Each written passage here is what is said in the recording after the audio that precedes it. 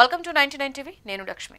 Airbus A320 విమానాలలో software సమస్య వలన ప్రపంచవ్యాప్తంగా ఆ విమానాలు నిలిపివేయడంతో చాలా మంది ప్రయాణాలు క్యాన్సిల్ చేసుకోవాల్సి వచ్చింది. అయితే భారత్లో ఉపయోగిస్తున్న ఎయిర్బస్ A320 విమానాలలో ఉన్న సాఫ్ట్వేర్ సమస్యను పూర్తిగా పరిష్కరించినట్లుగా DGCA ప్రకటించింది. దేశంలో మొత్తం 338 A320 విమానాలు ఉన్నప్పటికీ ప్రస్తుతం సేవల్లో ఉన్న 323 విమానాల సాఫ్ట్వేర్ను అప్డేట్ చేశారు. మిగతా వాటిలో 6 విమానాలు మెయింటెనెన్స్ లో ఉండడం వల్ల వాటి పనులు తర్వాత పూర్తవుతాయి. మరో 9 విమానాలకు సాఫ్ట్వేర్ అప్డేట్ అవసరం లేదని అధికారులు తెలిపారు. IndiGo, air India, India express వంటి సంస్థలు ఎయిర్బస్ విమానాలను ఎక్కువగా ఉపయోగిస్తున్నారు.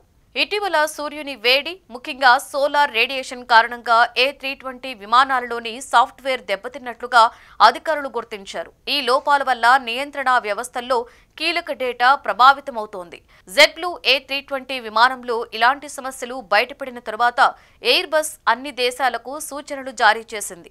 ప్రపంచవ్యాప్తంగా దాదాపు 6,000 A320 మోడల్ విమానాలకు సాఫ్ట్వేర్ అప్గ్రేడ్ అవసరమని ఎయిర్బస్ పేర్కొంది.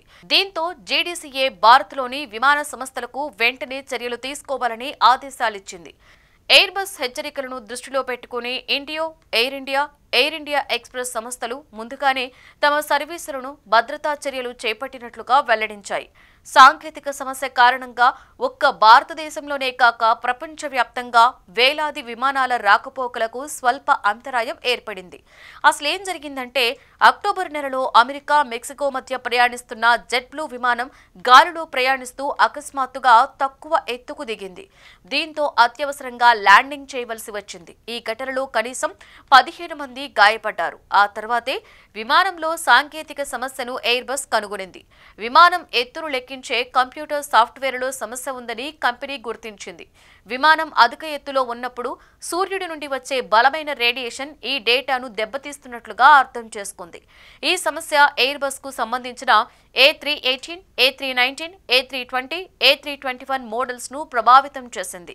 సాధారణ సాఫ్ట్వేర్ అప్డేట్తో దాదాపుగా 5,100 విమానాలు సమస్యను పరిష్కరించుకోగా దాదాపుగా 900 పాత విమానాలకు కొత్త కంప్యూటర్ అవసరం పడింది.